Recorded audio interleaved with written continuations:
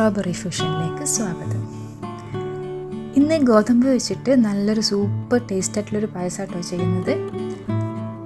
ആദ്യം നിങ്ങൾ ഈ ചാനൽ ഇതുവരെ സബ്സ്ക്രൈബ് ചെയ്തിട്ടില്ലെങ്കിൽ ഒന്ന് സബ്സ്ക്രൈബ് ചെയ്യുക. അതിൻ്റെ കൂടെ തന്നെ ഒരു ബെല്ലൈക്കണും കൂടെ കാണും, അതും കൂടെ ഒന്ന് ക്ലിക്ക് ചെയ്യുക. ഇതിൻ്റെ ചേരുവകൾ എന്തൊക്കെയാണെന്ന് നോക്കാം. അതിന് വേണ്ടിയിട്ട് 1/4 കപ്പ് ഗോതമ്പ് എടുത്തിട്ടുണ്ട്. ഇത് നല്ലപോലെ ഊമിയൊക്കെ കളഞ്ഞ ഗോതമ്പാണ്, നമ്മളെ തൊലിയൊക്കെ കളഞ്ഞ ഗോതമ്പാണ്. ഇനി നമുക്ക് ഇതിനെ ഒരു 2-3 മണിക്കൂർ കുതിർത്തി വെക്കണം. കുതിർത്തി വെച്ചാൽ നമുക്ക് പെട്ടെന്ന് വേവിച്ചെടുക്കാൻ പറ്റും, നിർബന്ധമുള്ള കാര്യമൊന്നുമില്ല കേട്ടോ. ഇതിലേക്ക് ഇനി നമ്മൾ 2 ടേബിൾ സ്പൂൺ കടലപ്പരിപ്പ് ചേർക്കുന്നുണ്ട്. കടലപ്പരിപ്പിൻ്റെ അളവ് നമ്മൾ എത്രയാണോ ഗോതമ്പ് എടുക്കുന്നത് അതിൻ്റെ ഒരു 1/4 ഭാഗം കടലപ്പരിപ്പ് എടുക്കുക. പിന്നെ നമുക്ക് വേണ്ടത് ഒരു മീഡിയം സൈസിലുള്ള നേന്ത്രപ്പഴമാണ്, നല്ലോണം പഴുത്തത്. പഴുപ്പ് ഓവറായത് എടുക്കാൻ പാടില്ല കേട്ടോ. പിന്നെ നമുക്ക് വേണ്ടത് 1/2 കപ്പ് പഞ്ചസാര, കുറച്ച് കാഷ്യൂസ്, ഉണക്കമുന്തിരി, അതേപോലെ കുറച്ച് തേങ്ങാക്കൊത്ത്. പിന്നെ ഇതിലേക്ക് വേണ്ടത് തേങ്ങയാണ്. ഇതിപ്പോൾ 1 കപ്പ് തേങ്ങ ഉണ്ട്, 1 കപ്പ് മുകളിലായിട്ട് തേങ്ങ ഉണ്ട്. ഇതിൻ്റെ 1-ാം പാല്, 2-ാം പാല്, 3-ാം പാല് ഇതൊക്കെ നമുക്ക് എടുക്കണം. ഇതിപ്പോൾ 4 മണിക്കൂർ കുതിർത്തി നല്ലപോലെ കഴുകിയ ഗോതമ്പാണ്. നമുക്കിത് ഒരു കുക്കറിലേക്ക് മാറ്റാം. ഞാൻ 2 കപ്പ് വെള്ളം ഒഴിക്കുന്നുണ്ട്. 1/4 കപ്പ് ഗോതമ്പ് പൊതിർത്തി നമ്മൾ 2 കപ്പ് വെള്ളമാണ് ഒഴിക്കുന്നത്. ഇതിൻ്റെ കുക്കിംഗ് ടൈം നമ്മൾ ഒരു വിസിൽ വന്നിട്ട് ഒരു 5 മിനിറ്റ് തന്നെ സിമ്മിലാക്കി വെക്കുക, എന്നിട്ട് ഓഫ് ചെയ്യുക. അതിനുശേഷം ഇതിൻ്റെ പ്രഷറൊക്കെ ഫുള്ള് പോയി കഴിഞ്ഞിട്ട് ഓപ്പൺ ആക്കുക. കുക്കറിൻ്റെ പ്രഷറൊക്കെ പോകണമല്ലോ നമുക്കിനി. ആ ടൈമിൽ നമുക്ക് നമ്മുടെ ബനാന നേന്ത്രപ്പഴം കട്ട് ചെയ്തെടുക്കാം. ഞാനൊരു നേന്ത്രപ്പഴം ആദ്യം പകുതിയാക്കി, പിന്നെ അതിനെ 3 പീസാക്കി, ഓരോന്നിനെ 3 പീസാക്കി, ടോട്ടൽ 6 പീസ്. അതിനിങ്ങനെ ഇതേപോലെ ചെറിയ പീസാക്കി കട്ട് ചെയ്ത്.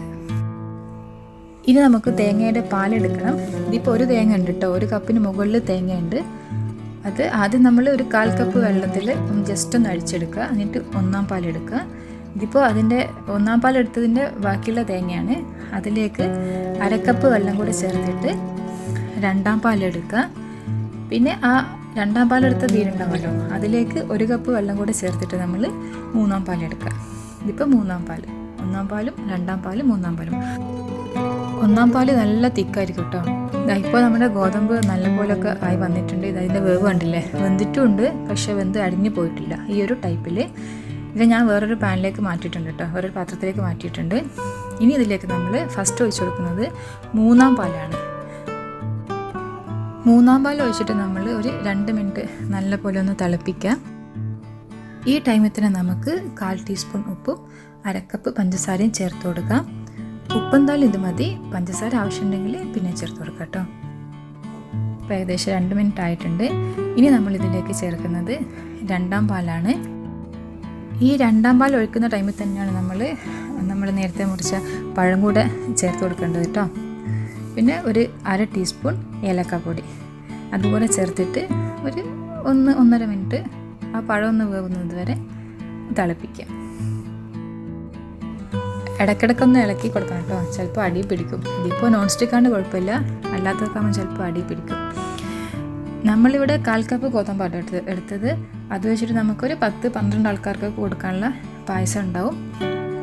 ഈ ടൈമിൽ നമുക്ക് മധുരം ഒന്നുകൂടെ ഒന്ന് ചെക്ക് ചെയ്യാം കേട്ടോ.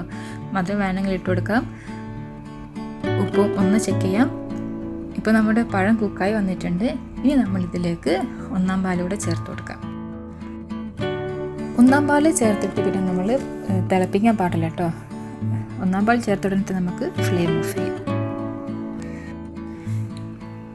ഈ നമ്മുടെ പായസത്തിൻ്റെ ലാസ്റ്റ് സ്റ്റെപ്പാണ്. ഒരു ചെറിയ പാൻ വെച്ച് കൊടുക്കുക, അതിലേക്ക് 1 ടേബിൾ സ്പൂൺ നെയ്യ്. ഇതിപ്പോൾ ഫ്രിഡ്ജിൽ വെച്ചാട്ടോ, അതാണ് ഇങ്ങനെ കട്ടിയായിട്ട് കിടക്കുന്നത്. അത് ചൂടായി വരുമ്പോൾ അതിലേക്ക് തേങ്ങാക്കൊത്ത് ഇട്ട് കൊടുക്കുക. തേങ്ങാക്കൊത്ത് ഇട്ടിട്ട് നല്ലൊരു ഗോൾഡൻ കളർ, ഒരു ബ്രൗൺ കളറൊക്കെ ആവില്ലേ, ആ ഒരു ടൈമിൽ നമുക്ക് നെയ്യിൽ നിന്ന് മാറ്റാം. അതിലേക്ക് കുറച്ച് കാഷ്യൂസ് ഇട്ട് കൊടുക്കുക.